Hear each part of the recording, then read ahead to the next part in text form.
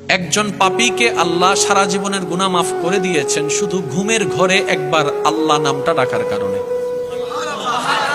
আরেকটু জোরে হাসরের ময়দানে একজন বান্দাকে আল্লাহ জান্নাত দান করবেন শুধু সে ঘুমের ভিতরে আল্লাহ বলে ডেকেছিল।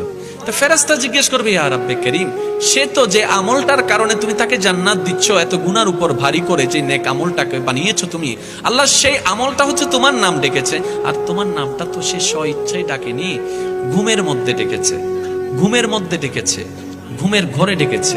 রব বলে, যেভাবেই ডাকুক নাম তো আমারটাই ডেকেছে, যেভাবে ডাকুক নাম তো আমারটাই ডেকেছে, নাম তো আমারটাই ডেকেছে, আর আমি তার ওই নামটা টাকাকে কবুল করেছি। ও ফেরেশতা, এক পাল্লায় সেই নামটার ওজন রাখো, আরেক পাল্লা তার সারা জীবনের গুনাহকে রাখো। সেই দিন হাসরের ময়দানে ওই একটা নাম ডাকাটাই ভারী হয়ে যাবে। সুবহানাল্লাহ।